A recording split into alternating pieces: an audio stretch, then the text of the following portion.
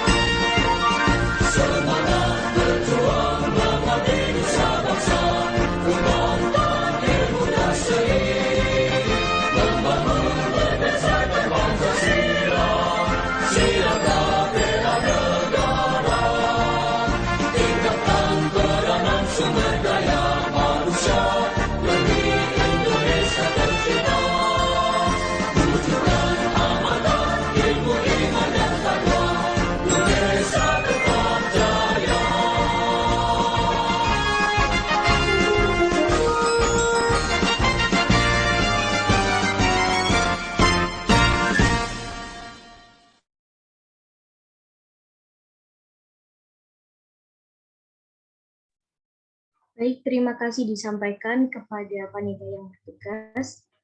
Rekan-rekan sekalian, menginjak acara selanjutnya, yakni laporan oleh Ketua Pelaksana Kegiatan kepada Saudari Ratna Suminar, dipersilakan. Baik, Assalamualaikum warahmatullahi wabarakatuh. Waalaikumsalam warahmatullahi wabarakatuh.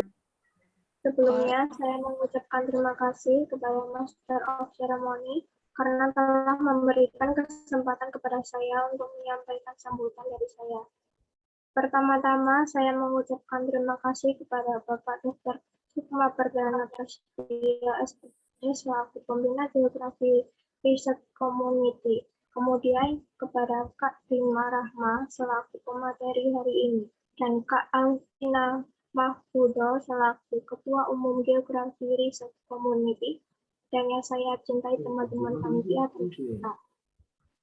Saya Ratna Suminar selaku Ketua Pelaksana Pelatihan Archi dan Fitis.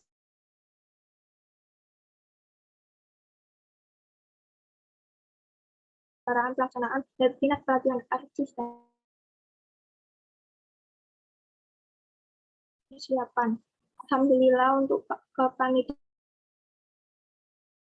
dan Fitis telah berjalan dengan baik sesuai tugasnya. Mempersiapkan segala hal yang teratur dan bertanggung jawab, serta dapat bekerja sama dengan baik.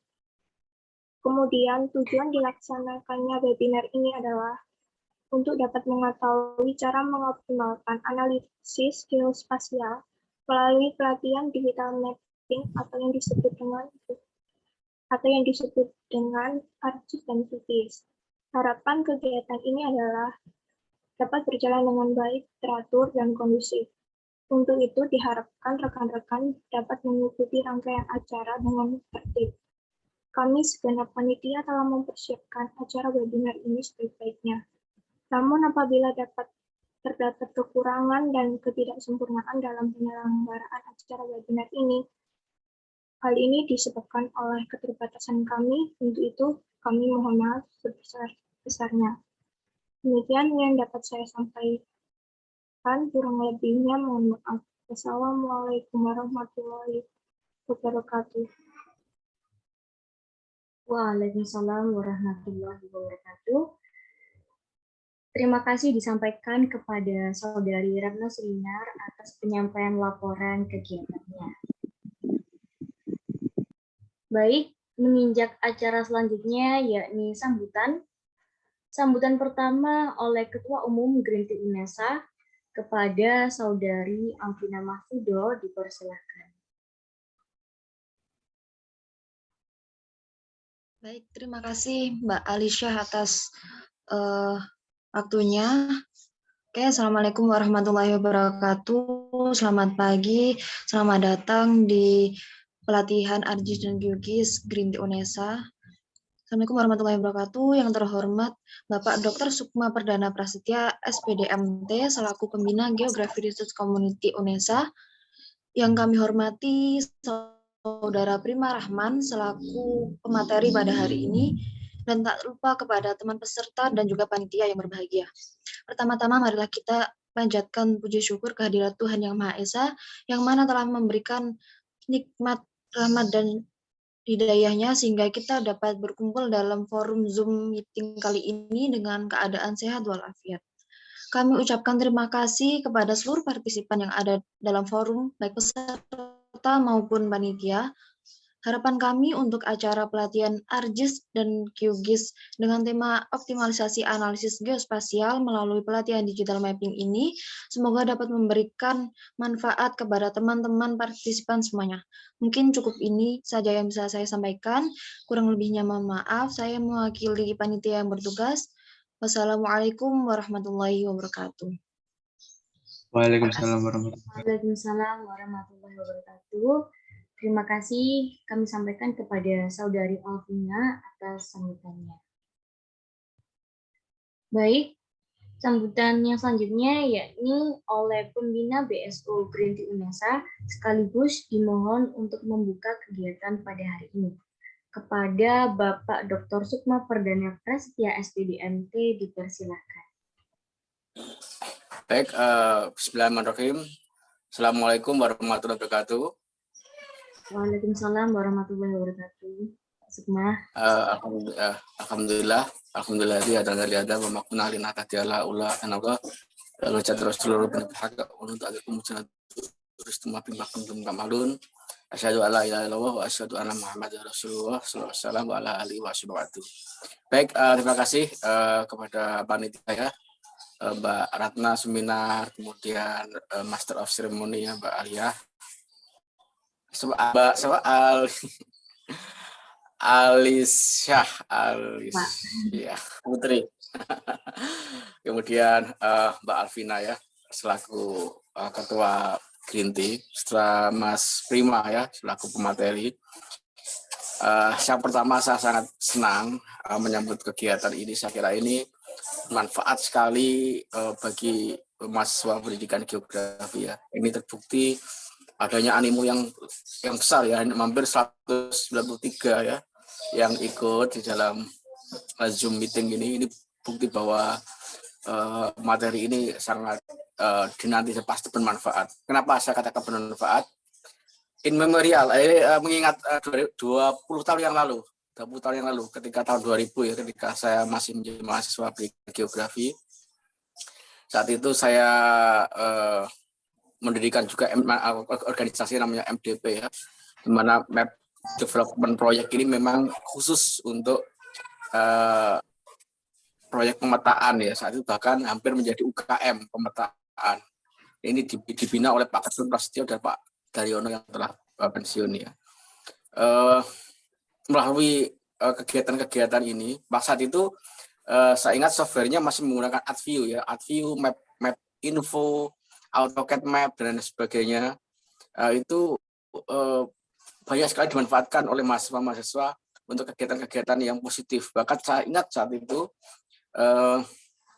ada kalau dulu sekarang PKM ya, kalau dulu namanya KAM, Karya Alternatif Mahasiswa. Saya sempat mendapatkan hibah dana 14 juta. Saat itu ya, bayangkan 40 juta tahun 2000. Kalau sekarang udah berapa itu? Bisa 3 kali lipat ya, hampir 50 jutaan mungkin sekarang. Itu saya mampu membuat lab sendiri khusus mahasiswa saat itu. Sehingga saya latih adik-adik saya juga kegiatan AdView ya, kegiatan pemetaan saya latih. Adik-adik kelas saya alhamdulillah melanjutkan kegiatan tersebut. Hampir setiap tahun itu mahasiswa geografi mewakili UNESA untuk ikut PIMNAS, tidak hanya PKM ya, tapi PIMNAS ya. Ada yang buat atlas pariwisata Jawa Timur, ada yang membuat leaflet pariwisata beberapa kabupaten, kemudian membuat pemetaan atlas pembelajaran Indonesia, pemetaan industri di Surabaya, pemetaan jalur lain alternatif di Surabaya. Banyak sekali karya-karya yang membuat yang saat itu mahasiswa geografi senantiasa tiap tahunnya. Jadi itu hal yang dulu pernah terjadi, pernah terjadi. Dan bekalnya adalah kemampuan untuk SIG. Jadi sistem informasi geografi itu adalah senjata rahasia atau toolnya geografi. Tadi saya lanjutkan tahun ketika skripsi pun saya menggunakan judul manajemen pertanahan kadaster untuk optimalisasi pajak tanah. Jadi saya memetakan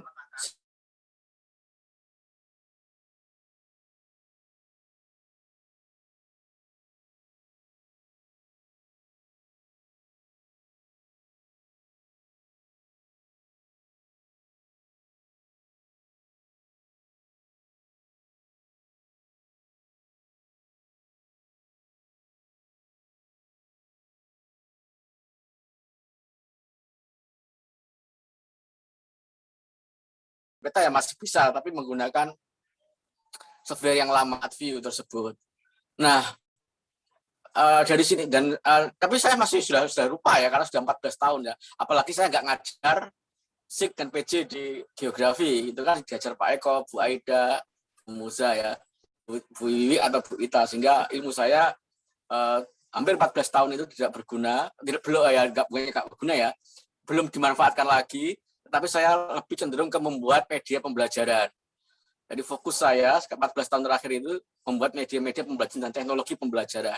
Sehingga proyek-proyek saya, penelitian-penelitian saya sekarang yang tingkat nasional juga mengarah ke sana. Tetapi insya Allah ya, saya juga punya kerinduan ya. Setelah saya tidak jadi Kaprodi, mungkin insya Allah saya tidak akan fokus ke habitat saya dulu. Saya ingin kembali untuk mengembangkan pemetaan dengan berbagai macam outputnya. Saya yakin sebenarnya mahasiswa S1, S2, S1 pendidikan geografi apabila menekuni ini tidak terlalu takut untuk berkarya ya. Terus terang ya, saya dari kemampuan membuat peta itu sejak mahasiswa saya tidak pernah meminta bantuan orang tua untuk SPP ya. Demikian juga ketika S2, saya menggunakan banyak kegiatan proyek-proyek pemetaan untuk perkuliahan, kegiatan studi lanjut saya. Jadi yakin kalau punya keyakinan, punya harapan, punya semacam cita-cita, SIP ini sebenarnya punya potensi yang besar, tapi ini banyak sekarang dilupakan. Ini terbukti beberapa skripsi mahasiswa pendidikan geografi sekarang juga tidak banyak ya yang menggeluti masalah pemetaan dan baik menggunakan SIP maupun penginderaan jauh. Harapan saya semoga kegiatan ini mampu memicu mahasiswa pendidikan geografi untuk berkarya. Paling dekat kan PKM ya, PKM. Di luar itu nanti kalian jadi guru juga bisa memanfaatkan kalau kalian nanti secara intensif menggeluti ini, kalian nanti bisa ke Bapeda, ke BPN atau ke instansi pemerintahan yang lain yang sebenarnya sangat membutuhkan teknologi sistem informasi geografis ini. Harapan saya juga yang berikutnya, harap ini direkod ya, saudara panitia Mbak Ratna Suminar, ini direkod. Nanti saya minta link rekodnya, akan saya unggah nanti rekodnya ini di Geografi Unesa Official ya, pendidikan geografi Unesa Official di channel YouTube Geografi, agar kegiatan-kegiatan mahasiswa geografi terutama di Green Tea ini bisa dikenal tidak hanya di kampus ya, tetapi bahkan seluruh dunia. Di channel YouTube-nya bisa dinikmati oleh banyak khalayak. Baik, itu aja harapan saya. Saya tunggu nanti link rekodnya ya. Saya tunggu. Saya akan coba juga belajar lagi tentang quantum GIS ya. Terutama saya lebih tertarik ke quantum GIS karena ini tidak berbayar ya.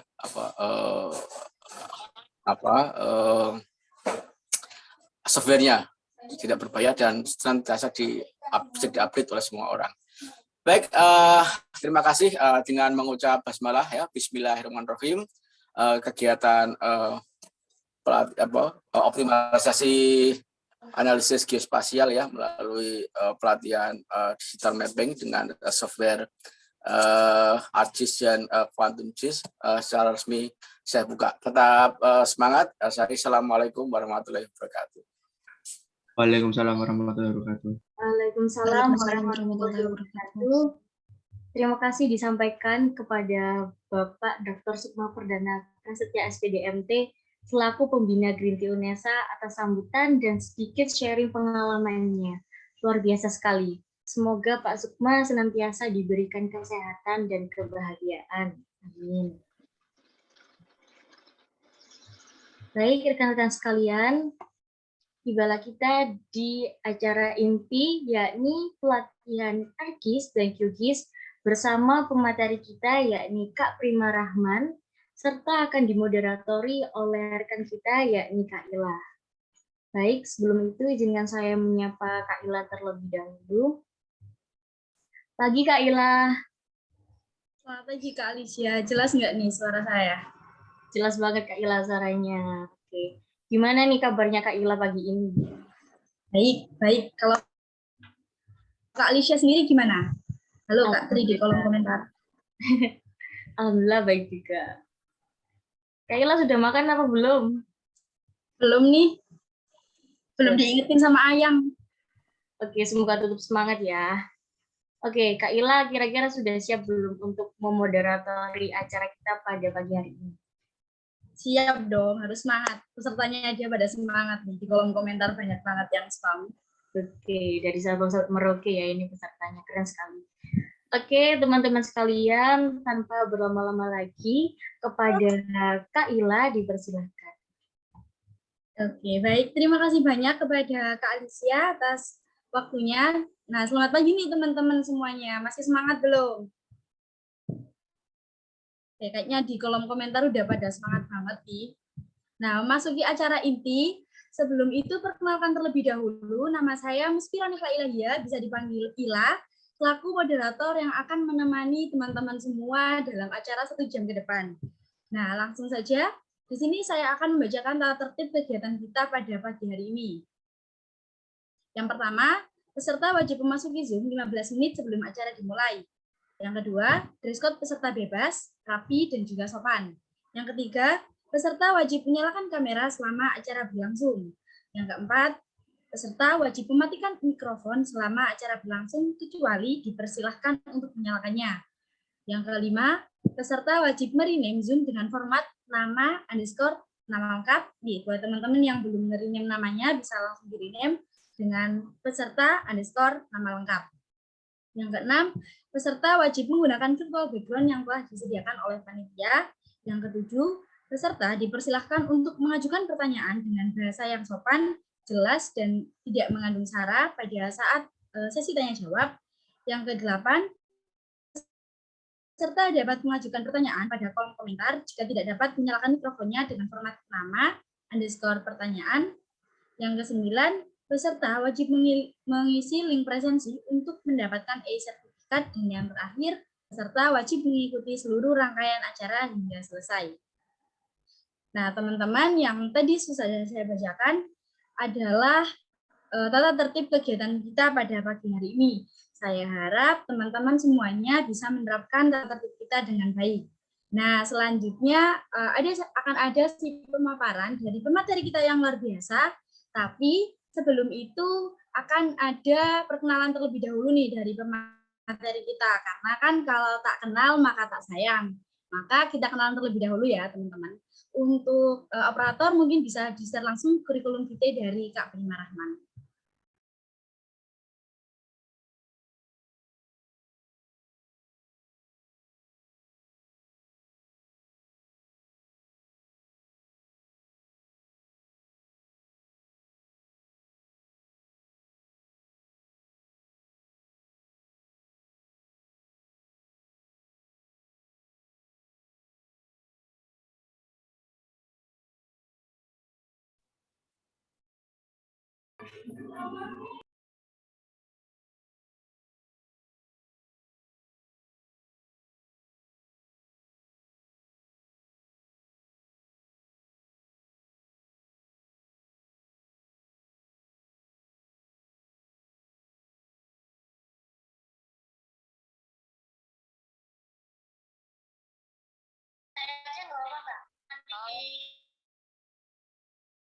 Mohon ditunggu sebentar ya teman-teman. Panitia sedang menyiapkan kurikulum vitae dari pemateri kita yang luar biasa.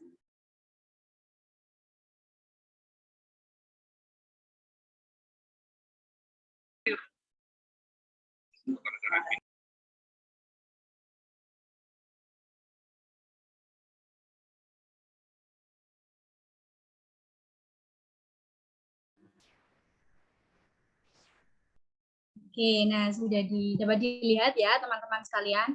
Pemateri kita pada pagi hari ini dengan nama Prima Rahman, dengan keahlian beliau yakni Microsoft Office, ArcGIS, dan Kikis Experience sesuai dengan tema kita pada pagi hari ini. Kemudian Graphic Design Experience, Writing, Teaching, Coaching, dan Mentoring Experience. Wah, banyak sekali ya keahlian dari Kak Prima ini. Nah, untuk achievement atau prestasi dari Kak Prima ini, kita bisa melihatnya dari layar yang tertera di layar masing-masing, yakni ini mencakup dari nasional maupun internasional. Ada banyak sekali ya teman-teman, namun tidak bisa disebutkan satu-satu untuk meningkat waktu. Kemudian organisasi yang diikuti Kak Prima juga sangat banyak, namun yang paling utama yang berkaitan dengan tema pada pagi hari ini, beliau juga pernah menjabat sebagai Ketua dari Departemen Riset di Geografi Research Community atau GRIMPI yang sedang mengadakan webinar pada pagi hari ini.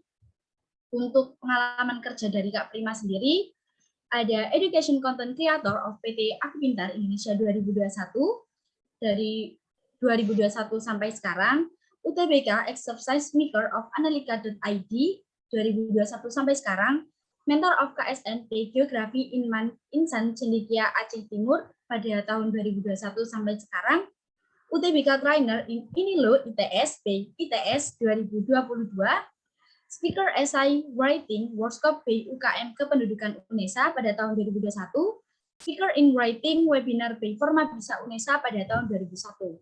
Wah, kurikulum kita dari pemateri kita ini benar-benar sangat kualifikasi sendiri ya dengan acara kita pada pagi hari ini. Nah, sebelum itu kita sapa dulu nih pemateri kita. Selamat pagi Kak Prima. Halo, selamat pagi Kak Ila, dan selamat datang teman-teman semuanya. Selamat pagi Kak Prima. Gimana kabarnya Kak Prima, sehat? Alhamdulillah sehat, dan sebenarnya ini tadi saya masih ada weekly report di magang, tapi saya tinggal terlebih dahulu karena sudah di acaranya mau dimulai, jadi saya join di sini. Waduh, padat sekali ya kegiatan dari Kak Prima ini teman-teman. Makanya teman-teman sendiri ini beruntung karena Kak Prima ini mau loh untuk meluangkan waktunya buat kita semua. Nah, baik, langsung saja karena kita udah kenalan, teman-teman sekalian pastinya udah nggak sabar nih dengerin materi apa yang akan dibawain oleh Kak Prima. Oleh karena itu, kepada Kak Prima langsung saja waktu dan tempat kami persilahkan. Oke, baik.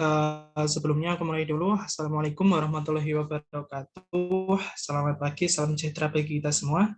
Yang terhormat, Bapak Sukma, selaku pembina dari GRIMPI, yang saya hormati juga teman-teman panitia dari GRIMPI yang sudah melaksanakan proker pelatihan ARJIS dan GeoGIS, dan rekan-rekan panitia semuanya yang berbahagia, salam sehat semuanya, dan salam kenal. Di sini saya nanti sebenarnya sharing terkait apa itu GIS dan kenapa kita itu bisa menggunakan GIS, salah satu tools-nya yaitu ArcGIS dan GeoGIS untuk analisis spasial, dan fungsi-fungsinya itu nanti seperti apa dan bagaimana cara untuk mengoperasikannya. Tapi di sini saya jelaskan secara singkat saja karena memang untuk tools dari ArcGIS dan GeoGIS ini sangat beragam, dan nanti fungsi-fungsinya teman-teman saya bagikan modul untuk belajar secara mandiri. Oke, aku share screen. Ya, jadi yang namanya ArcGIS dan GeoGIS itu pastinya berkaitan dengan peta. Nah, peta itu sendiri di dalam pemetaan digital atau digital mapping itu ada beberapa tahapan dan ada beberapa definisi yang perlu kita pahami. Oleh karena itu hari ini kita akan bahas tentang 5 hal sebelum kita masuk ke ArcGIS dan GeoGIS-nya itu sendiri. Jadi yang pertama dari main material atau materi yang akan kita bahas, kita akan cari tahu dulu apa itu kartografi, kemudian remote sensing, kemudian geography information system, spatial analysis, dan spatial tools. Karena kelima hal ini atau kelima materi ini saling berkaitan satu sama lain dan membentuk hierarki atau susunan. Jadi sebelum kita masuk ke ArcGIS dan GeoGIS-nya, itu kita harus paham kartografi itu seperti apa. Dan kaitannya dengan remote sensing atau penginderaan jauh itu apa. Lalu kita masuk ke sistem yang lebih kompleks, yaitu GIS atau Geography Information System. Kalau kita berbicara ArcGIS dan GeoGIS, itu tadi adalah masuk di spatial tools, itu yang paling bawah sendiri. Jadi dia itu fungsinya hanya sebagai alat untuk pemetaan digital atau analisis spasialnya itu sendiri. Oke, langsung kita masuk ke materi yang pertama, yaitu kartografi. Nah, kartografi itu sendiri adalah ilmu pengetahuan atau seni untuk membuat peta atau yang berkaitan dengan pemetaan. Nah, di kartografi itu ada 3 unsur utama, yaitu tentang ilmu geografi. Ilmu geografi pastinya yang berkaitan dengan keruangan, kelingkungan, dan kompleks wilayah. Kemudian ada juga informasi spasial atau informasi tentang keruangan, tentang letak-letak, tentang koordinat, tentang lokasi. Nah, itu berkaitan dengan yang namanya informasi spasial. Lalu yang ketiga adalah topografi.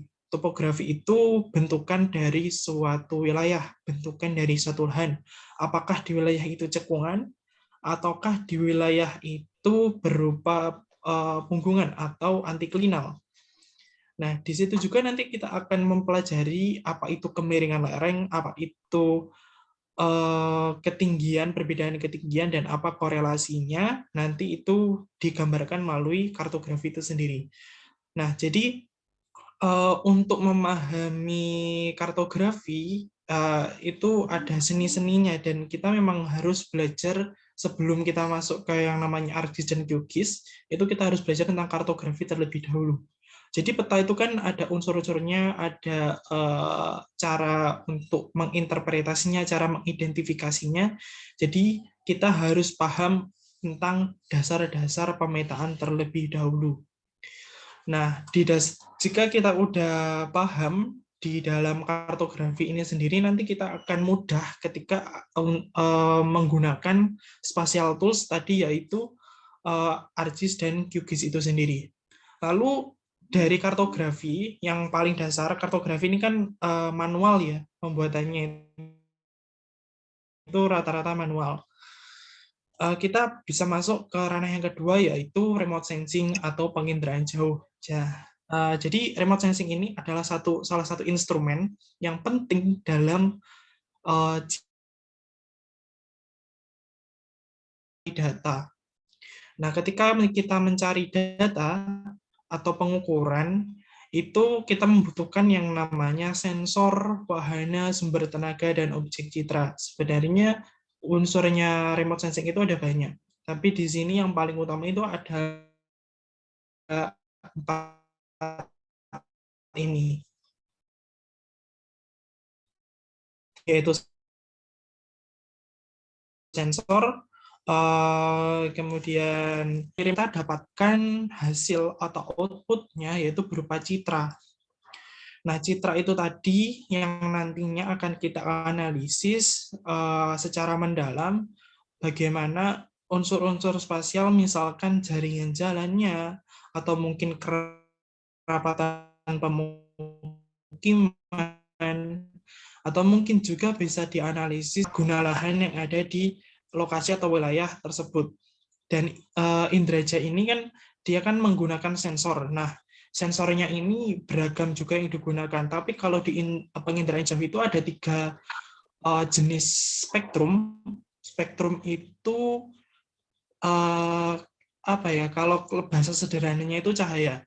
Jadi ada yang namanya cahaya inframerah atau infrared, lalu ada ultraviolet, dan ada cahaya tampak. Dan ketiga cahaya ini dia akan menghasilkan citra yang berbeda. Penggunaannya, cara analisisnya nanti berbeda.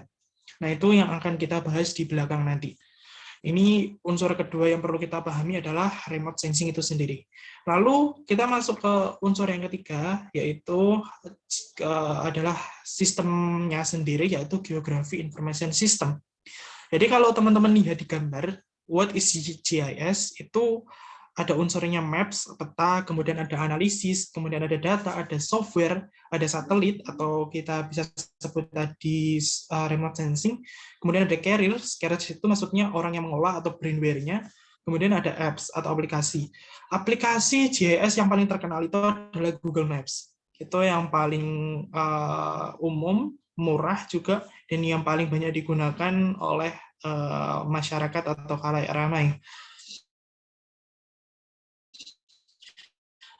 Kemudian GIS itu dia ada 2 jenis ya, jenisnya terrain sama jenis yang secara umum atau administrasi. Nah, di terrain itu kita bisa tahu bentukan dari rumah itu seperti apa, jalanan, lalu bentukan dari gunung itu bisa kita lihat di terrain. Kalau yang dia yang umum, dia menunjukkan jalan itu dia hanya menunjukkan cara administratifnya. Nah, itu ada salah satu peranan dari penggunaan ArcGIS dan QGIS untuk mengolah data spasial tadi. Jadi yang namanya sistem itu kan berarti satu kesatuan dari berbagai unsur itu tadi. Nah, kalau kita bahas lagi ya, ini kan udah masuk ke sistemnya. Nah, sekarang kita masuk ke spatial analysis. Jadi di dalam Geography Information System, di dalam sistem informasi dari geografis itu ada beberapa analisis yang digunakan untuk mungkin untuk mengklasifikasi atau mungkin mengidentifikasi suatu lahan atau suatu wilayah itu berdasarkan tujuan-tujuan tertentu. Nah, di sini saya rangkum ada 6 analisis spasial yang biasa digunakan dalam sistem informasi geografis. Nah, yang pertama itu adalah analisis reclassify. Nah, analisis reclassify ini dia itu digunakan untuk mengurutkan kembali atau untuk mengklasifikasikan atau mengkategorikan. Nah, di reclassify ini, kalau di contoh ini saya gunakan adalah reclassify atau klasifikasi dari tata guna lahan. Nah, tata guna lahan itu kan ada banyak ya. Ada yang berupa pemukiman, ada yang berupa kehutanan, ada yang berupa pertanian juga. Nah, itu kita klasifikasikan ulang untuk menjadi lebih sederhana lagi. Jadi peta yang semulanya kompleks, informasinya banyak, itu kita bisa sederhanakan kembali, bisa kita kategorikan lebih sederhana atau lebih general. Atau sebaliknya, dari yang peta itu general, kita bisa lebih spesifikkan kita mau lihat apa di situ. Nah, itu gunanya analisis reclassify. Nah, analisis reclassify kalau di QGIS dan ArcGIS ini kurang lebih caranya sama, yaitu menggunakan data tabel atribut. Dari tabel atribut itu nantinya kita analisis ulang. Oke, ini apakah nge-lag ya di teman-teman? Agak nge-lag suaraku atau mungkin jaringanku? Enggak, Kak. Lancar kok, Kak. Oke. Soalnya tadi sempat ini nge-lag gini. Oke, yang kedua ini adalah analisis networking. Network bisa itu jaringan jalan, jaringan sungai, jaringan pengairan, mungkin jaringan listrik itu juga sangat bisa digunakan. Jadi networking, yang namanya networking itu kan keterkaitan yang membentuk pola-pola atau garis-garis. Jadi analisis networking ini untuk menganalisis misalkan gini, teman-teman mau rekreasi dari kota Surabaya ke kota Yogyakarta. Nah, itu ada beberapa jalur yang bisa dilalui. Nah, gunanya analisis networking itu adalah untuk mencari jalur tercepat, jalur paling efisien, dan jalur paling aman. Misalkan seperti itu. Nah, itulah yang namanya gunanya networking. Nah, kalau di networking ini kita bisa lihat secara nyata itu di Google Maps itu kan tersedia nih. Dia ada opsi jalur-jalur yang bisa dilalui. Kalau misalkan lewat sini, nanti itu berapa menit estimasinya, kemudian kepadatan atau traffic lalu lintasnya itu bagaimana. Nah, itu kan bisa dilihat dari situ. Nah, itulah gunanya analisis networking. Kalau kita bicara tentang lahan fisik, atau mungkin saya contohkan lebih nyata itu adalah DAS atau daerah aliran sungai. Dari DAS itu, aliran-aliran sungai yang berpotensi untuk terjadinya banjir, itu di daerah mana saja. Kemudian aliran sungai yang sekiranya itu aman untuk dibangun lahan pertanian, itu di daerah mana. Nah, itu fungsinya dari analisis networking itu sendiri. Kemudian yang ketiga, analisis overlay. Overlay ini yang paling sering digunakan oleh teman-teman spasial ya, karena overlay ini memang fungsinya itu sangat beragam. Bisa untuk tata guna lahan, bisa juga untuk menganalisis potensi bencana, bisa juga untuk analisis pemukiman yang layak, analisis untuk konstruksi. Mungkin saya bisa ini ya, share pengalaman saya. Saya sebenarnya tahun ini itu kerja di Nusantara Infrastructure, di mana dia itu fokusnya di pemetaan digital tentang jalan layang dan pengairan di daerah-daerah yang lagi pembangunan lah. Jadi intinya proyek itu bicara tentang bagaimana konstruksi jalan layang itu dapat dibangun secara optimal. Jadi kan pembangunan jalan layang itu nggak sembarangan gitu. Ada beberapa indikator yang perlu diperhatikan. Mulai dari topografi atau ketinggian, kemudian jenis tanahnya. Jenis tanah itu kalau kita lihat itu kan ada beragam ya. Ada yang jenis tanahnya lunak banget, tanah gambut, tanah liat, tanah vulkanik, andosol, litosol. Nah ini dia punya karakteristik yang berbeda. Nah yang paling cocok untuk dibangun jalan layang itu di mana? Kemudian jalurnya. Nah jalurnya itu kita juga perlu analisis di mana kita itu bisa bangun yang paling efisien, yang paling bisa memangkas biaya perjalanan, misalkan seperti itu. Nah, itu gunanya dari analisis overlay seperti itu. Dari jalan raya, dari penggunaan lahan, dari area administratif, hidrografi, elevasi, dan imagery atau lingkungan atau scenery itu, kita bisa tahu hasilnya nanti melalui yang namanya scoring. Jadi di overlay itu nanti kita mengenal yang namanya scoring lahan. Jadi lahan yang paling baik itu nantinya adalah lahan yang akan digunakan untuk pembangunan misalnya, seperti itu. Lalu kita masuk ke analisis yang keempat adalah analisis buffering. Buffer itu artinya jarak. Misalkan kalau di contoh yang ada di gambar ini, dia itu dari suatu titik, terus dia membentuk lingkaran-lingkaran yang semakin membesar. Nah, ini adalah buffering point atau buffering node. Nah, buffering node ini dia untuk menganalisis jangkauan, threshold atau range juga. Jadi, misalkan kita membangun tower pemancar, ya tower pemancar sinyal lah. Itu yang paling kita bisa sederhana. Nah, tower pemancar sinyal itu kira-kira bisa mencakup wilayah mana saja. Nah, itu seperti ini, pembangunan sekolah. Nah, pembangunan sekolah itu di suatu wilayah itu juga memperhatikan wilayah cakupannya. Jadi misalkan kita membangun SMA di daerah Mojokerto.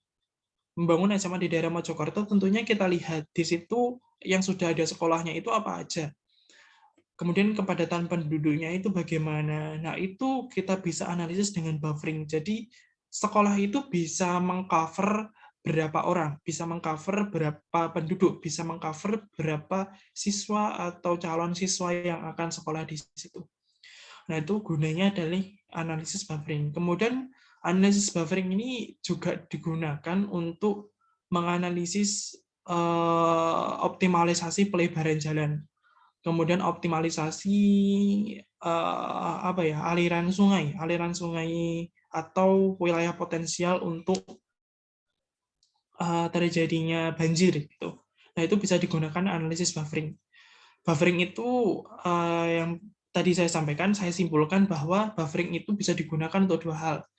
Yang pertama itu untuk yang modelnya titik itu berarti ya lokasi yang dia itu diam, contohnya bangunan gedung, lalu lokasi-lokasi yang dia itu memang sifatnya itu satu titik gitu, sekolah, lalu rumah sakit, itu kan dia sifatnya titik atau node. Kemudian yang kedua itu bisa untuk yang bentuknya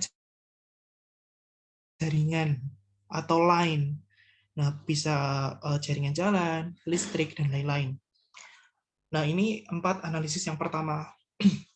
Keempat analisis ini yang paling sering digunakan oleh teman-teman spasial.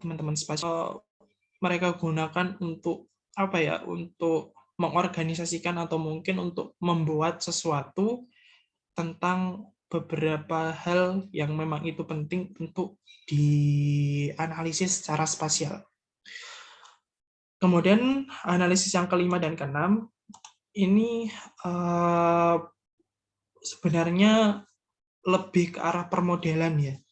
Jadi 3D analis dan digital image processing itu lebih ke permodelan. Jadi dia masuknya itu lebih dekat ke hasil atau output dari analisis.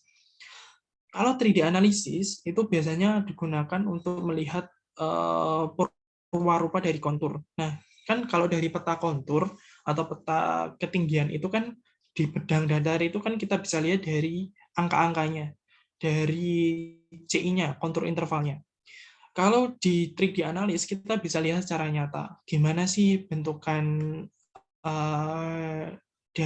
dari cekungan itu, gimana sih bentukan dari gunung yang kita gambarkan di peta. Nah, itu bisa dilihat. Nah, 3D analysis ini kalau di QGIS dan ArcGIS sebenarnya ada tools-nya, tapi saya lebih suka menggunakan di ArcGIS karena di ArcGIS itu dia hasil yang didapatkan itu lebih lebih bagus, kualitasnya lebih baik lah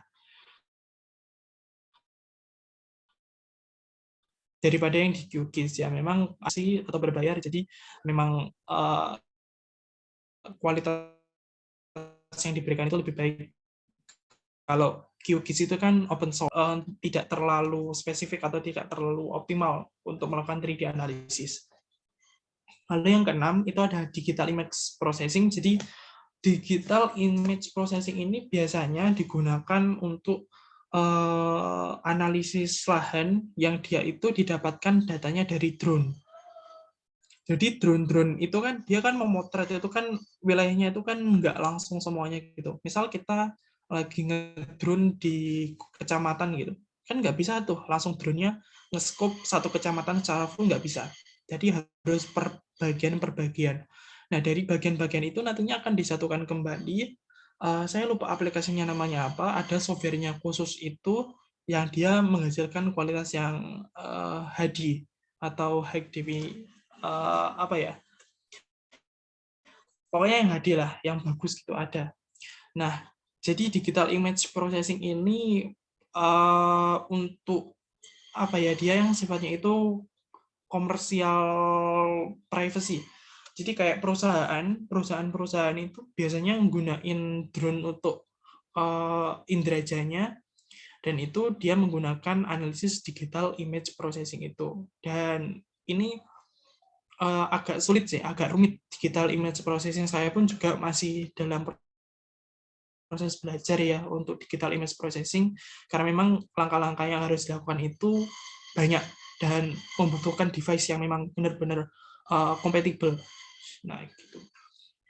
Lalu dari spatial analysis ini nantinya kita bisa lihat beberapa beberapa hasil-hasil.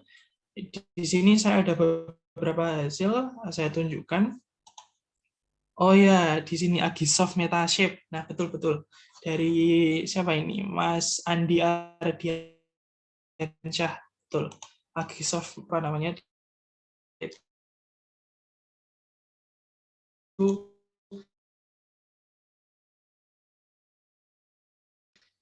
bagus di situ.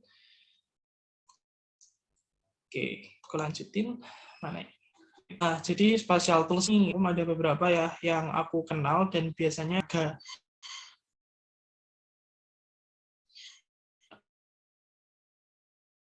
kalau untuk nyari yang paling cepat sih, tapi kalau untuk mau hasil yang lebih optimal, teman-teman bisa akses di usgs.gov, itu punyanya Amerika, pemetaannya Amerika sana, dia itu nyediain data-data satelit mulai dari Landsat, NOAA, terus data-data satelit yang beragam dan itu juga gratis. Tapi kalau mau yang lebih spesifik atau yang mau lebih detail ada lagi di website itu juga menyediakan. Tapi kalau di Indonesia itu juga disediain sih sama BIG, Badan Informasi Geospasial, tapi yang saya nggak suka di situ adalah kadang-kadang websitenya itu error gitu, mau download data Demnas, mau download data Batnas itu kalau error itu ngeselin gitu loh. Sebenarnya emang butuhnya di situ, tapi kalau mau data yang lebih mudah diakses, nah ini udah di-sharing sama siapa ya, Kak Ferdinand, Earth Explorer di situ. Teman-teman bisa registrasi nanti di situ. Nanti mungkin apa ya, butuh verifikasinya mungkin kurang lebih 1 hari ya, 1 kali 24 jam. Nanti teman-teman bisa akses lagi. Terus ada yang namanya Global Mapper, ada Envy. Envy ini bagus install Envy. Oke. Oke, aku lanjutin. Ini contoh-contoh peta atau hasil GIS yang pernah saya buat.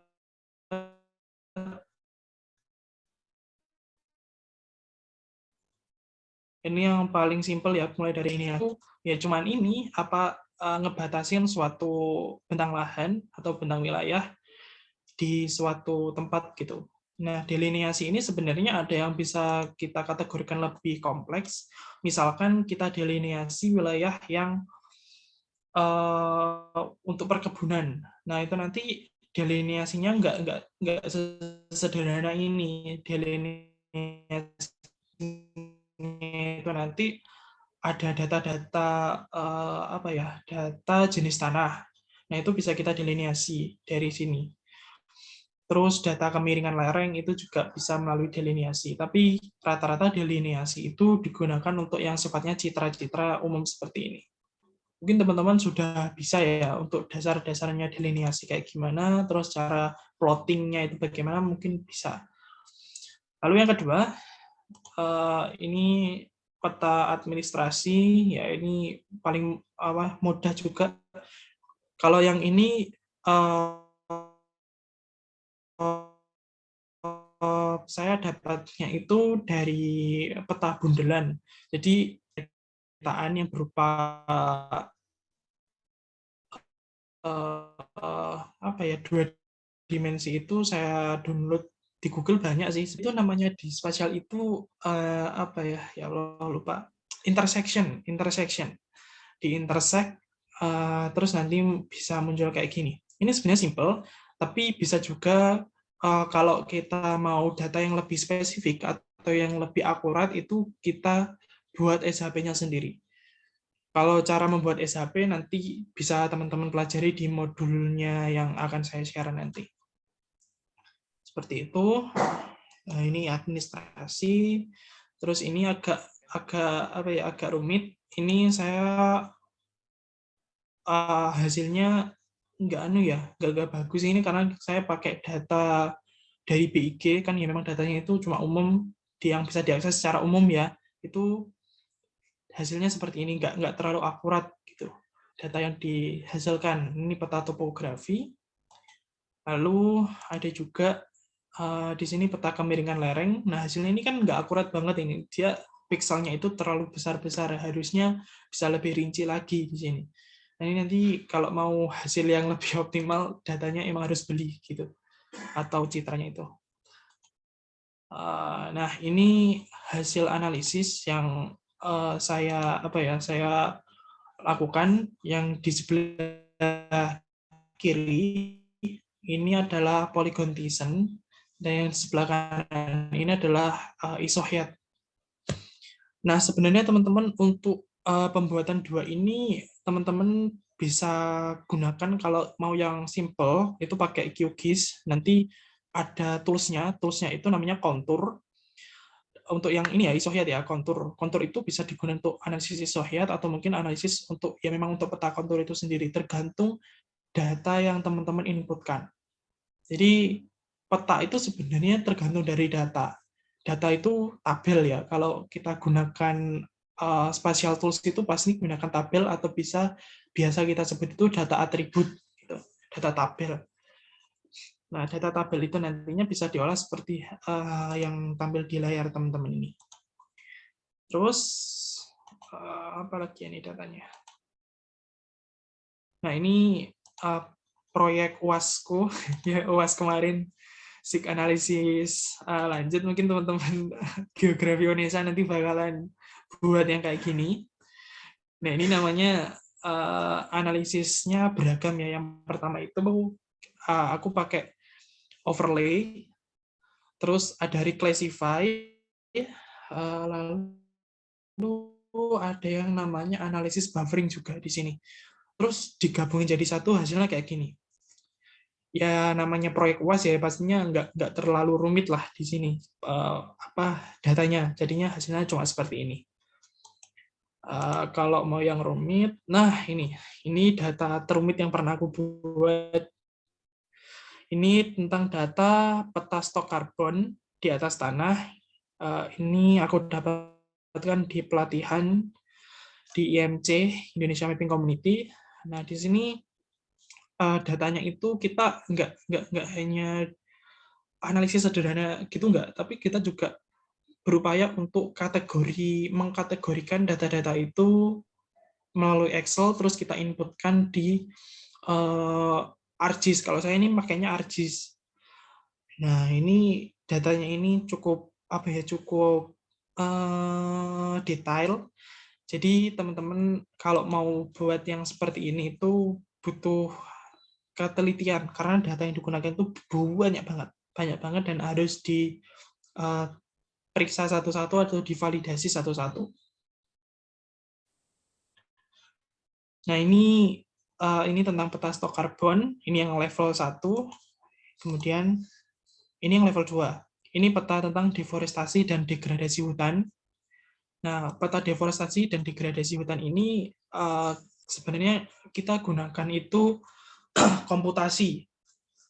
Komputasi itu bahasa sederhananya itu hitung-hitungan secara komputer dan matematis gitu. Nantinya kita dapatkan hasil yang seperti ini. Jadi data di tabelnya ArcGIS atau QGIS itu nggak cuma diinputkan aja, tapi bisa dikomputasi juga dan hasilnya seperti ini. Mungkin teman-teman ada yang tahu nggak ini perbedaannya deforestasi dan degradasi? Ada yang bisa bantu jawab?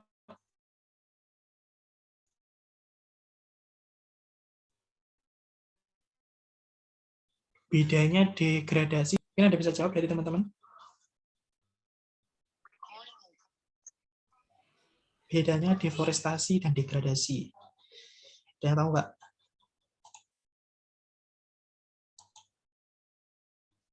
Ayo. Saya mungkin bisa, Kak. Iya, silakan. Perkenalkan, saya dari Makassar, nama saya Iransyah. Setahu saya degradasi itu seperti hutan lahan kering primer berubah jadi lahan kering sekunder. Sedangkan deforestasi di mana hutan menjadi bukan hutan, seperti hutan menjadi lahan perkebunan atau pemukiman. Mungkin sekiranya begitu, Kak.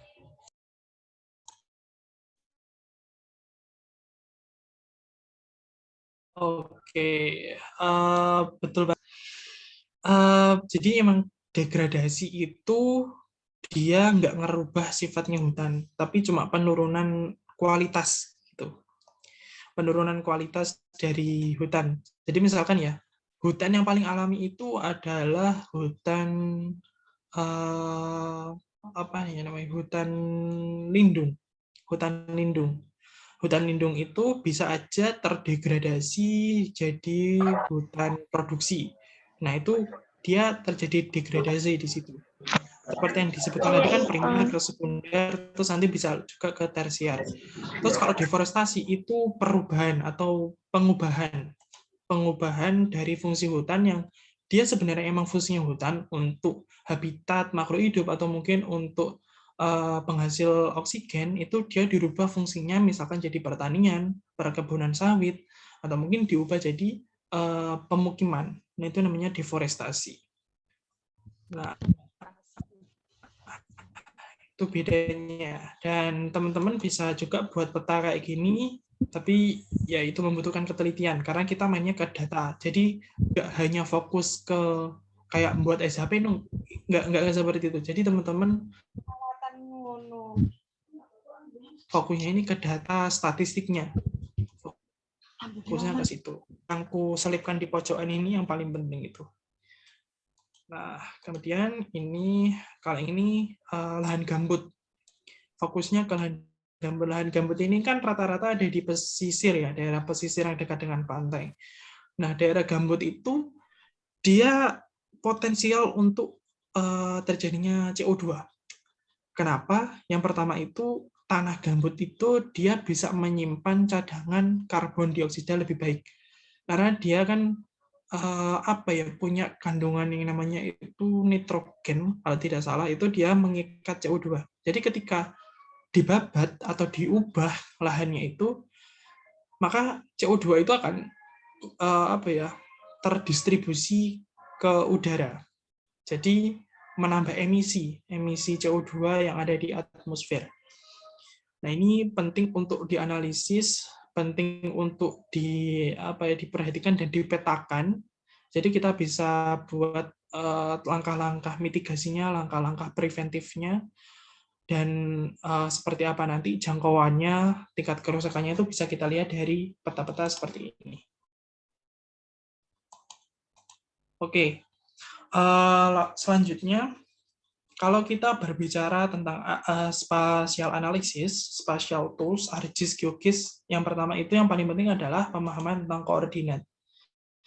Jadi koordinat itu penting banget untuk kita pahami. Ada yang jenisnya beragam ya. Yang pertama ini pembagian ini berdasarkan ekuator dan meridian. Jadi ada yang namanya lintang, ada yang namanya bujur. Nah, ini perlu kita pahami. Jadi lintang dan bujur itu dia dua komponen koordinat yang penting untuk kita pahami sebelumnya. Dan lintang dan bujur ini nantinya itu berpengaruh kepada sistem proyeksi. Nah, proyeksi bumi itu kan ada berbagai macam ya. Ada yang azimutal, ada yang cone, ada yang silinder. Nah, itu nanti sangat berpengaruh ke tingkat hasil atau ke output dari peta yang kita hasilkan. Kalau mungkin di daerah Indonesia, sendiri mungkin masih tidak terlalu rata. Kalau digambarin atau dibeberin itu kan masih rata semua. Kalau kita memetakan daerah di iklim sedang, di daerah sedang di 60 derajat ke atas sampai 90 itu nanti pastinya ada kayak pelengkungan koordinat di situ. Nah, ini yang perlu diperhatikan, ekuator dan meridiannya. Lalu yang kedua adalah jenisnya. Jenisnya koordinat itu ada yang geografis, ada yang UTM atau Universal Transverse Mercator. Kalau saya lebih prefer kemana? Saya lebih prefer ke UTM. Untuk analisis loh ya, untuk analisis spasial. Tapi kalau untuk dibaca, untuk dipublikasikan itu ya lebih bagus geografis karena lebih umum, lebih general untuk dipahami masyarakat gitu. Kalau yang UTM ini dia lebih detail aja. Nah, terus kita bicara tentang koordinat geografis. Nah, tadi derajat. Kalau kita mapping ya, kita georeferencing itu ada itu yang dia itu sifatnya derajat, menit, dan detik gitu. Nah, derajat, menit, dan detik itu beda detik aja ya, beda second, itu nanti lokasinya itu udah beda jauh gitu, udah melesat jauh gitu. Karena konversinya ya, 1 detik atau 1 second itu adalah 30,9 meter. 1 menitnya itu 1 kilo, ya hampir 2 kilo lah, 2 kilo. Terus kalau 1 derajat, nah itu sudah 111 km. Jadi sangat jauh banget itu perbedaannya. Jadi perlu diperhatikan kalau pakai geografis. Makanya saya sarankan teman-teman yang mau membuat atau mau menganalisis spasial lebih baik pakai UTM aja, lebih mudah. Nah, ini kalau UTM, nah UTM ini lebih mudah gitu karena dia sorry. Aduh, kesusu. Bentar. Ya, jadi ada 60 zona. Kalau yang paling sering saya gunakan ya kalau untuk pemetaan di Indonesia itu pakai WGS 1984. Terus nanti untuk sistem proyeksinya pakai UTM gitu. Nanti pengaturannya itu ada kok di QGIS sama ArcGIS kurang lebih sama. Jadi teman-teman bisa lihat sendiri di situ. Lalu untuk modulnya bisa teman-teman download di sini ya. Onesa.me modul peta Greenly 2022 atau mungkin aku chat aja. Onesa.me modul gitu. Modul ini yang aku gunain untuk belajar pemetaan, baik itu ArcGIS ataupun QGIS, di situ ada semua. Tapi kalau teman-teman mau yang lebih detail, teman-teman cara buat kayak gini lah, kayak gini. Tapi kalau untuk secara umum, untuk pengenalan tools, pengenalan secara umum dari aplikasi, nanti teman-teman bisa baca modul ini terlebih dahulu. Recommended banget. Mungkin itu aja yang bisa aku sampaikan. Teman-teman mungkin ada pertanyaan, silahkan boleh banget disampaikan. Terima kasih banyak. Assalamualaikum warahmatullahi wabarakatuh. Waalaikumsalam warahmatullahi wabarakatuh. Wah, materi yang sangat menarik ya tentunya teman sekalian. Nah, langsung saja di sini saya akan membuka sesi pertanyaan.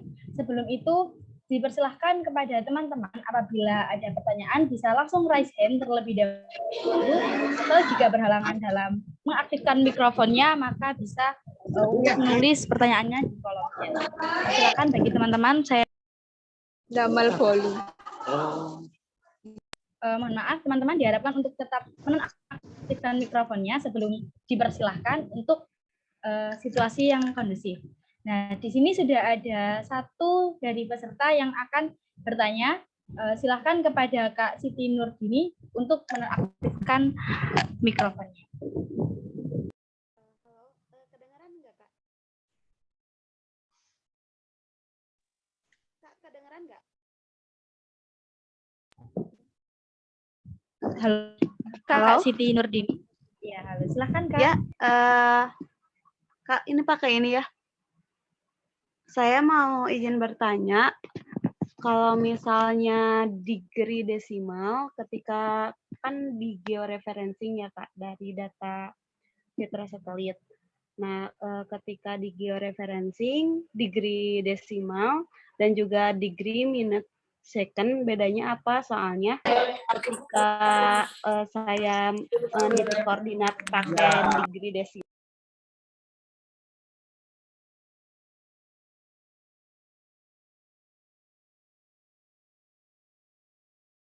Mohon maaf Kak Siti Nurdini, termute mikrofonnya.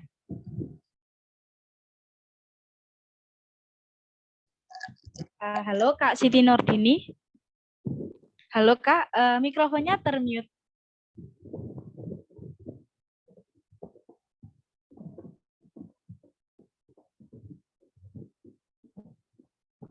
Sebentar ya, kita tunggu dulu teman-teman. Sepertinya halo Kak, kedengar nggak? Iya, sudah muncul suaranya. Silahkan Kak. Tadi pertanyaannya udah Kak? Pertanyaannya termute di pertengahan. Diulang lagi atau ya? Iya, silahkan Kak. Mohon maaf ya Kak. Iya, nggak apa-apa. Ini yang pertama, ketika saya meniti koordinat citra satelit, kan ngambilnya dari Google Earth. Nah, ketika memakai degree desimal, titik koordinatnya itu tidak pas gitu. Dan ketika memakai degree, minute, and second, ketika menitik koordinatnya, ketika georeferencing, pas gitu. Nah, bedanya apa gitu. Itu yang pertama. Kemudian yang kedua, apakah ada kan pakai WSGS. Nah, apakah ada rekomendasi yang lain ketika ingin mendownload citra satelit yang detail seperti terlihat pemukimannya, soalnya untuk digitasi manual gitu. Selain tadi yang disebutkan, soalnya ada Terra Incognita. Nah, ketika saya memakai itu, titik koordinatnya itu jadi tumpang tindih gitu, gap antara citra satu dengan citra yang lainnya. Itu, Kak. Terima kasih. Baik, terima kasih kepada Kak Siti Nurdini atas pertanyaannya. Untuk pemateri kita, Kak Prima, apakah langsung dijawab atau mau dikumpulkan terlebih dahulu pertanyaannya? Mungkin langsung dijawab aja ya. Baik, silakan Kak Prima. Lupa. Oke, pertanyaannya cukup menarik ya. Yang seperti saya sampaikan, memang koordinat itu yang paling penting dalam pemetaan digital. Karena ketika kita salah untuk menaruh titik atau menuliskan titik di citra yang akan kita gunakan itu, nantinya hasilnya pasti akan beda jauh gitu. Tadi ditanyakan bedanya yang ini ya, yang degree apa tadi? Yang geografis kan intinya, ya, koordinat geografis untuk georeferencing. Sebenarnya untuk akurasi itu saya rasa sama semua antara geografis ataupun dengan UTM. Tetapi saya menyarankan kalau untuk georeferencing itu menggunakan UTM saja karena lebih cari amannya lah. Karena terkadang ketika kita menggunakan koordinat yang geografis itu error gitu hasilnya itu tidak sesuai dengan lokasi yang kita petakan gitu. Sebenarnya ini kaitannya dengan sistem proyeksi juga. Sistem proyeksi yang kita gunakan itu sangat berpengaruh di georeferencing, tapi untuk yang geografis ini saya rasa bisa banget digunakan, tapi saya tidak merekomendasikan untuk menggunakan ketika kita georeferencing. Saya merekomendasikan teman-teman untuk gunakan UTM saja ketika kita mau untuk georeferencing itu sendiri. Terus pertanyaan yang kedua tadi, website yang bisa digunakan untuk download citra. Kalau citra satelit itu bisa di-download di Google Earth itu bisa, itu yang paling simple. Kalau citra satelit loh ya, citra satelit itu di Google Earth. Tapi kalau mau cari data yang kaitannya dengan topografi atau data elevation model, data ketinggian, itu teman-teman download di websitenya BIG. Data Demnas, data Batnas, itu di BIG ada, tapi khusus untuk Indonesia aja. Kalau yang mau lebih umum, ya lewat USGS tadi itu, untuk download data yang sifatnya itu elevation model, gitu, di situ. Terus yang ketiga tadi, kenapa kok bisa tumpang tindih ya? Itu mungkin kemungkinan yang bisa terjadi, yang pertama itu, titik koordinat yang sebelumnya udah keplot, itu keplot ulang gitu. Jadi misalkan peta yang sebelumnya itu atau data yang sebelumnya itu sudah masuk di ArcGIS atau QGIS atau mungkin di aplikasi yang teman-teman gunakan. Nah, itu ketika teman-teman mau masukkan lagi, nah titik yang sebelumnya itu belum teman-teman hapus gitu. Istilahnya apa ya? Titik koordinatnya itu kan harusnya untuk satu peta itu cuma satu loh, nggak bisa digunakan untuk peta lain karena memang beda kan. Nah, teman-teman ketika menginputkan kembali itu harusnya titik yang sebelumnya itu dihapus, jadi biar tidak tumpang tindih di situ. Nah, itu perlu hati-hati ketika kita memang menginputkan koordinat atau georeferencing untuk melakukan spatial analysis. Jadi sebenarnya itu lebih kepada ketelitian aja sih, ketelitian dari kitanya untuk menginputkan koordinat tersebut. Mungkin itu jawabanku. Kalau mungkin kurang jelas bisa. Nah, baik. Terima kasih banyak Kak Prima atas jawabannya. Untuk peserta tadi yang bertanya, Kak Siti Nurdini, apakah sudah terjawab pertanyaannya?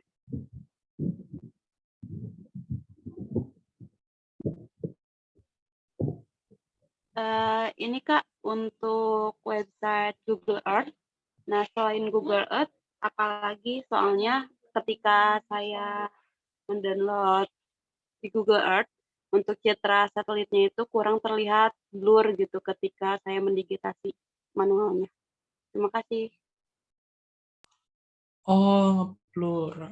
Mungkin gini, kan sifatnya citra itu kan temporary ya, menurut waktu, menurut situasi juga. Terkadang itu ada yang namanya faktor tutupan awan atau faktor halangan atau tutupan awan. Nah, teman-teman mungkin kalau mungkin ini ya terkendala untuk ngeblur atau gimana, mungkin ada kendala atmosferiknya di situ. Mungkin bisa digeser harinya. Mungkin teman-teman di situ pada saat mengakses tanggalnya itu masih tanggal misalkan tanggal 5 Maret ya, 5 Maret 2022 itu ngeblur. Mungkin bisa teman-teman mundurin 1 hari atau mungkin 2 hari sebelumnya. Nah, itu kita cari waktu yang timingnya benar-benar pas. Rata-rata itu yang paling baik ya, yang paling jelas itu ketika siang hari, tutupan awannya itu mungkin ya kurang lebih kurang dari 20%, nah itu bagus itu. Tapi kalau memang teman-teman aksesnya dari Google Earth itu memang agak sulit sih, karena dia kan sifatnya lebih umum ya. Datanya itu kita nggak bisa filter lebih rinci. Jadi kalau teman-teman mau ngefilter, citra yang lebih rinci itu pakainya USGS tadi.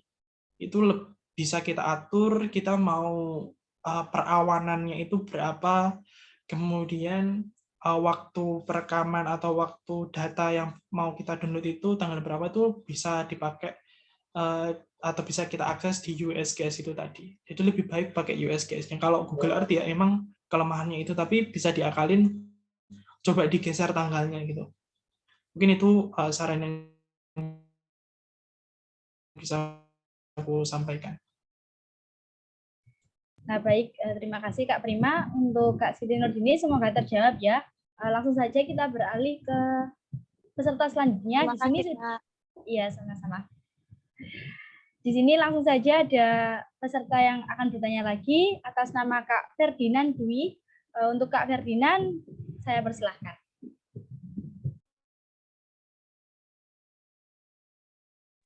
Terima kasih untuk waktu yang sudah diberikan pada saya.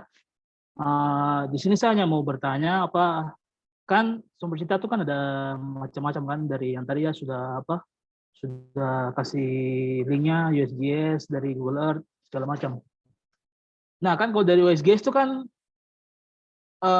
sebenarnya dia punya data sudah terreferensi kan, dia punya koordinat, jadi tinggal langsung pakai gitu.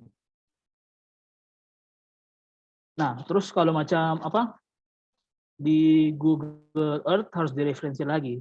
Nah itu kan tergantung dia punya operatornya kan, maksudnya ketelitiannya bagaimana, maksudnya dia bisa teliti untuk referensinya bagus atau tidak gitu. Terus ada satu yang saya sering pakai untuk referensi saya sih, kalau memang saya tidak pakai ceritanya sih, yang dari base mapnya Esri. Saya kan kalau jenisnya saya pakai pakai ArcGIS, bukan pakai QGIS. Dan situ ada sumber data yang dari base map dari Esri sendiri gitu. Kalau bisa sudah terkonek ke internet, ArcGIS online. Jadi maksudnya saya sih, karena saya kan ini barusan lulus kan, ya mungkin saya punya jurusan bukan geografi tapi perencanaan kota, perencanaan wilayah dan kota, perencanaan ya itu sudah. Jadi maksudnya kita kan lebih ke arah yang urban gitu, maksudnya kan lebih cocok kalau gambarnya jelas. Otomatis kan drone pasti yang paling diutamakan kalau mau dibilang.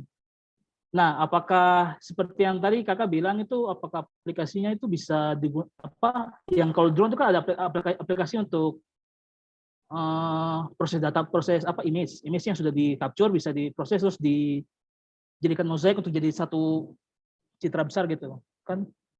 Apakah itu juga maksudnya kan intinya sih ada proses otomatis dan proses manual yang kita referensi sendiri. Nah, apakah maksudnya kalau usia kakak diberikan pilihan gitu, apakah kakak lebih pilih manual georeferencing atau proses otomatis yang menggunakan AI atau mesin gitu, atau aplikasi gitu? Karena saya pribadi saya lebih suka manual, karena di situ saya punya maksudnya saya sukanya georeferensinya situ. Dari berapa mozaik dijadikan satu tuh saya sukanya main di situ sebenarnya. Terima kasih gitu. Oke, terima kasih ya atas informasi yang diberikan oleh Kak Ferdinand. Ya sebenarnya pemetaan digital itu kan ini ya sangat umum, bisa digunakan untuk berbagai, salah satunya di PWK itu sendiri. Kalau PWK kan fokusnya di kota ya, di daerah pemukiman, daerah perkotaan, daerah industri seperti itu. Kalau saya itu tergantung dari ini ya, tujuan untuk membuat petanya itu sendiri. Kalau untuk analisis, untuk kita menganalisis lahan, saya lebih prefer untuk menggunakan manual. Jadi menggunakan datanya itu langsung dari drone kita sendiri gitu. Kita merekam sendiri lalu kita mengolahnya dari awal gitu.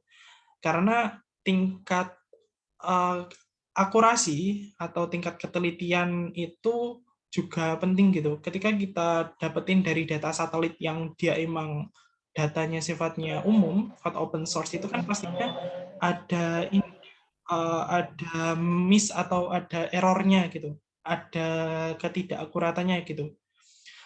Kalau kita melakukan digital sensing atau remote sensing itu kan ada yang namanya itu verifikasi. Nah, verifikasinya itu kan dengan cara kita memang terjun langsung ke lokasinya gitu untuk memverifikasi terutama koordinatnya ini yang paling utama.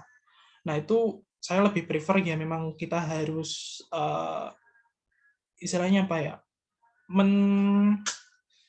Mengumpulkan datanya sendiri, mengkolase datanya itu sendiri. Jadi lebih akurat aja. Kalau saya lebih prefer seperti itu.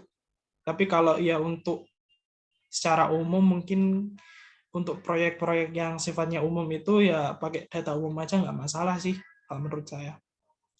Kalau Esri yang seperti disampaikan Kak Ferdinand itu tadi itu berbayar ya teman-teman. Itu datanya privat soalnya punya perusahaan Esri. Jadi kalau mau datanya itu teman-teman harus lisensi dulu. Ya emang cukup mahal ya, namanya Esri juga itu kan perusahaan butuh keuntungan, butuh benefit gitu. Ya, oke, mungkin itu yang bisa aku tanggapin ya. Terima kasih atas informasinya Kak Ferdinand sudah sharing.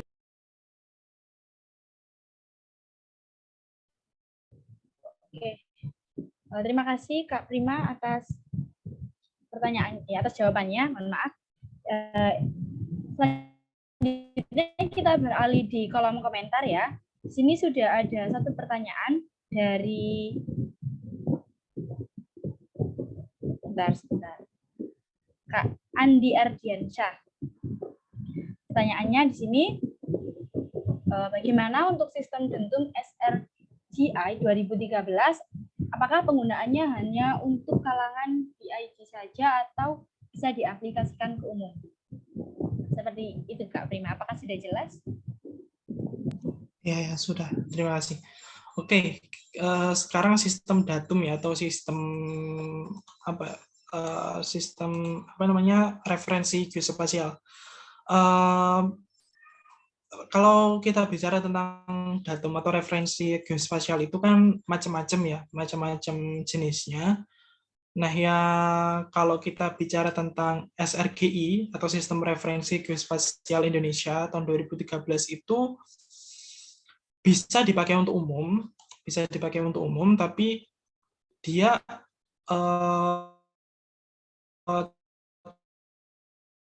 cakupannya itu Indonesia. Itu untuk pemetaan wilayah Indonesia bisa pakai yang SRGI sistem datumnya. Kalau untuk yang lebih umum ya kita pakai yang punyanya internasional aja. Pakai WGS bisa atau mungkin pakai sistem yang lain itu. Jadi yang lebih umum. Kalau yang SRGI ini khusus untuk wilayah Indonesia, dan kalau untuk komersialisasinya saya kurang paham ya. Udah komersial apa belum? Tapi yang saya tahu itu memang bisa digunakan, tapi untuk untuk usage-nya untuk masyarakat umum saya masih kurang tahu itu masih udah bisa digunakan atau belum. Karena emang masih baru ya, masih baru tahun 2013 kan. Saya juga cukup butuh untuk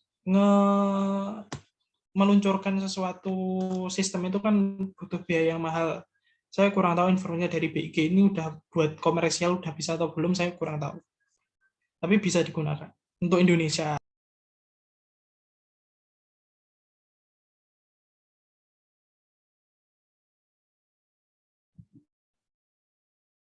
Oke, sudah Kak Prima. Nah, semoga pertanyaannya sudah terjawab ya. Di sini ada lagi nih Kak Prima. Sebenarnya peserta ini sangat bersemangat sekali ya. Pertanyaannya udah ada banyak banget sebenarnya. Di sini ada dari Rosli. Pertanyaannya yakni apakah full di QGIS bisa juga dibuka di ArcGIS? Silahkan Kak Prima. Oke. File ya, kalau bicara file itu, kalau file QGIS dibuka di ArcGIS nggak bisa. Ekstensinya beda, atau istilahnya bahasa sederhananya itu jenis filenya udah beda. QGIS dan ArcGIS itu beda, karena yang QGIS itu kan open source. Kalau yang ArcGIS itu licensing, jadi beda, nggak bisa dibaurkan. Kalau datanya ya bisa dibawa keduanya. Pokoknya sesuai dengan formatnya pemetaan digital, kayak TIFF, SHP, kemudian KMX, itu bisa dibuka barengan. Tapi kalau file-file itu nggak bisa dibuka. Jadi emang khusus untuk software tertentu aja. Mungkin ini ya terinspirasi dari Adobe ya. Kalau Adobe itu kan emang dia bisa kayak overlap gitu ya. Misalkan teman-teman pakai Adobe Photoshop, teman-teman mau buka di Adobe Illustrator itu bisa karena masih satu turunan atau satu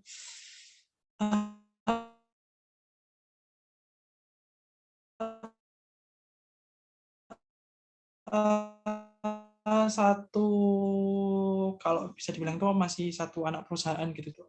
Dan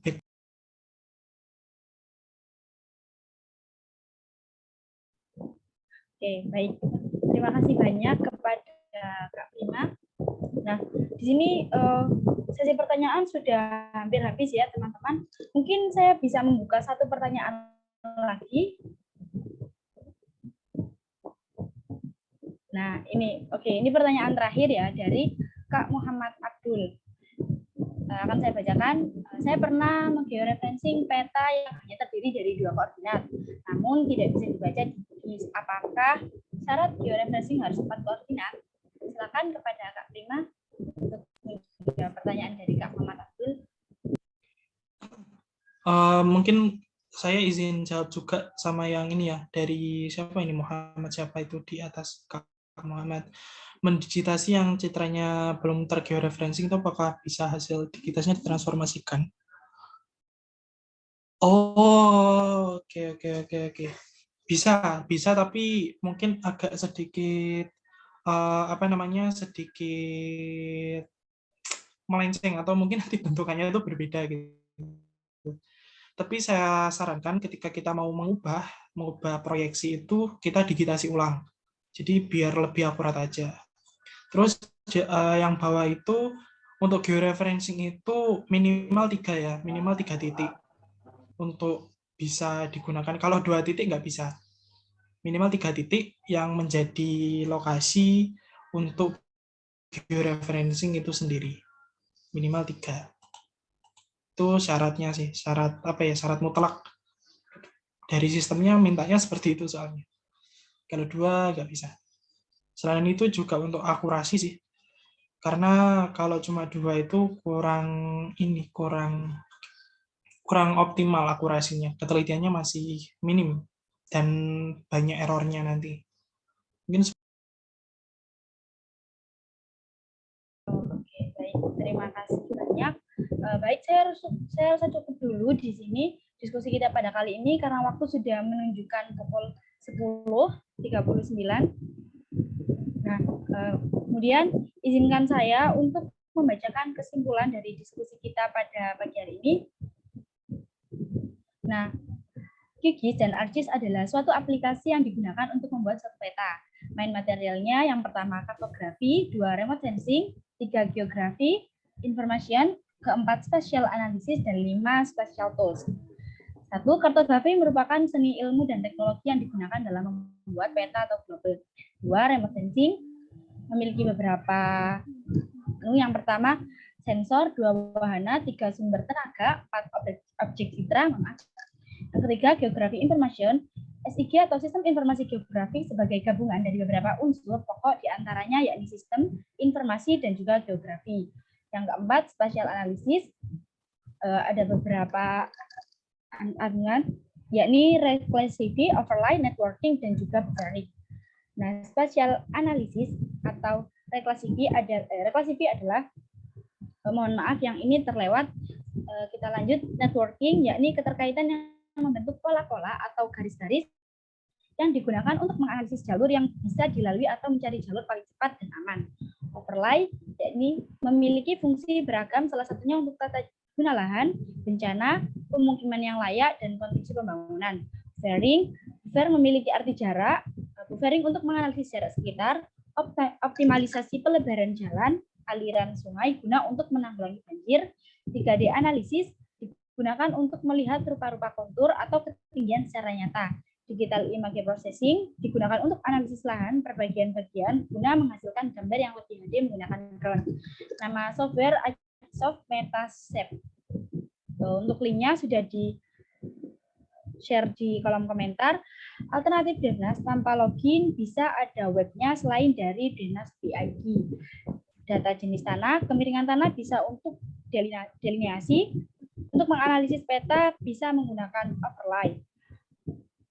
Perbedaan degradasi dan deforestasi, yakni deforestasi rentan waktunya pendek atau tiba-tiba, degradasi secara perlahan atau deforestasi pengalihan fungsi hutan, dan degradasi penurunan.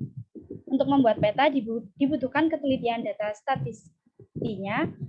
Nah, terus yang terakhir pemahaman koordinat, ekuator dan meridian, ada yang namanya lintang dan bujur. Lintang dan bujur merupakan komponen penting yang harus dipahami karena sangat berpengaruh pada proyeksi peta. Itu saja kesimpulan dari materi hari ini. Saya mohon maaf apabila belum menyebutkan secara lengkap atau kurang jelas. Nah, sampailah kita di penghujung acara.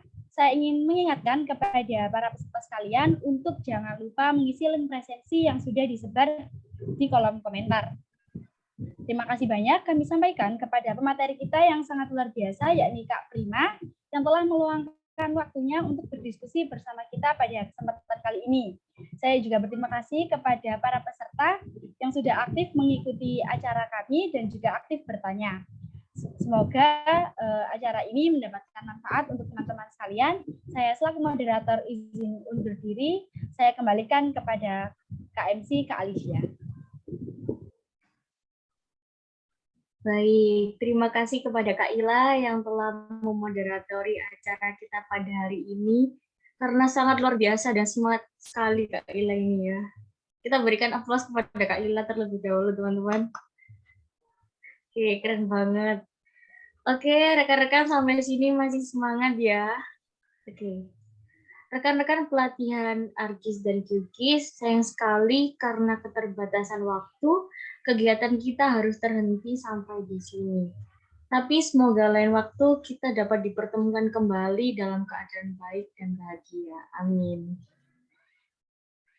Nah, sebagai kenang-kenangan acara pada hari ini, untuk itu akan ada sesi foto bersama.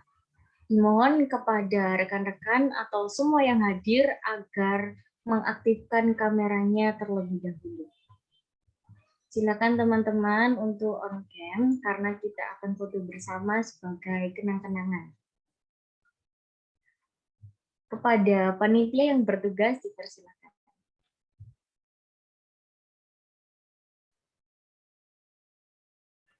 Baik, akan saya mulai untuk sesi fotonya. Untuk slide pertama, 1, 2, 3.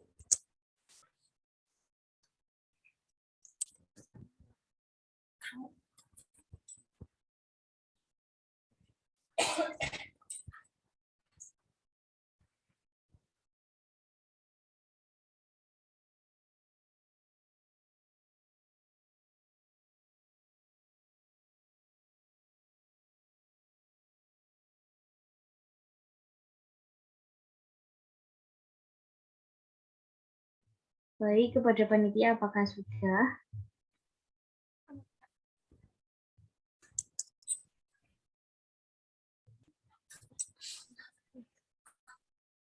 Sebentar, Kak. Oke.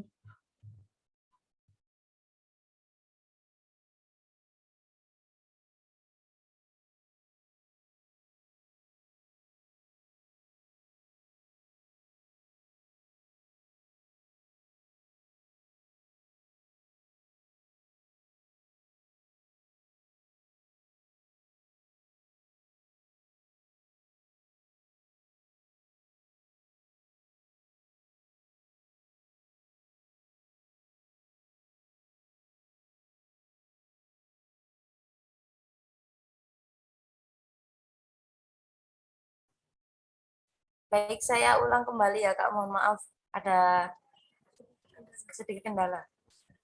Untuk slide pertama, 1, 2, 3.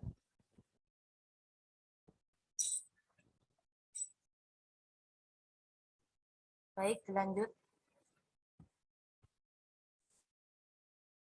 Untuk slide kedua, 1, 2, 3.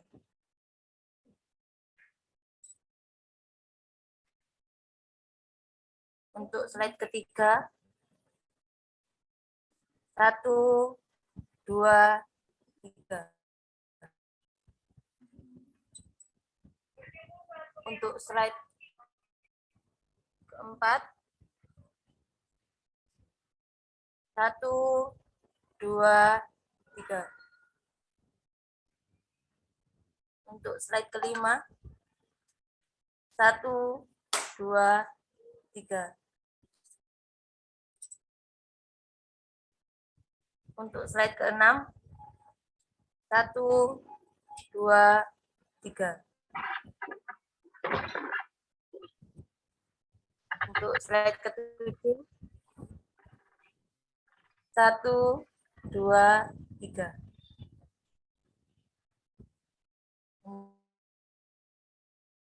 Untuk slide ke-8, 1, 2, 3. Untuk yang terakhir, 1, 2, 3.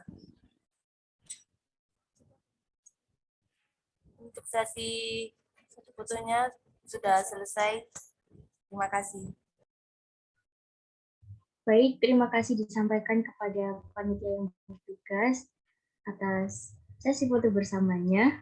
Terima kasih juga kepada rekan-rekan yang telah mau mengikuti foto bersama ini. Baik, rekan-rekan sekalian, demikianlah acara pelatihan Arkis dan Qkis yang diselenggarakan oleh Grinti Unesa tahun 2022.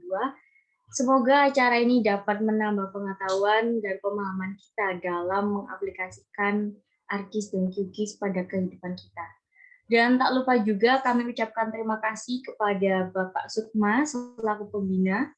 Kemudian kami ucapkan terima kasih juga kepada Kak Prima Rahman atas penyampaian materi pelatihan pada hari ini yang sangat luar biasa keren. Oh ya, tidak lupa juga kami sampaikan banyak terima kasih kepada rekan-rekan yang telah berpartisipasi aktif dari awal acara hingga akhir. Semoga ilmu yang kita dapatkan hari ini dapat bermanfaat di kemudian hari. Amin. Baik, saya Alicia Putri selaku MC dan mewakili seluruh panitia yang bertugas menyampaikan mohon maaf atas salah kata dan perbuatan. Nantikan event-event dari Grinti Unesa selanjutnya. Akhir kata, terima kasih. Sampai jumpa di lain kesempatan. Wabillahi taufiq wal hidayah. Wassalamualaikum warahmatullahi wabarakatuh. Tetap semangat semuanya. Semangat, Kak. Terima kasih, Kak. Waalaikumsalam warahmatullahi wabarakatuh. Terima kasih, Kak. Terima kasih, Kak. Terima kasih banyak peserta. Terima kasih banyak, Kak Alicia. Salam, terima kasih, Kak. I love you, Kak. Kakak MC-nya udah punya ayang loh ya. Kakak MC-nya udah punya ayang, guys. Kak Alisa cantik banget. Moderator, I love you. Saya sudah punya ayang. Ketua panitia, love you. Fajar, I love you. Kak Lutfia, I love you. Kak Fajar, I love you.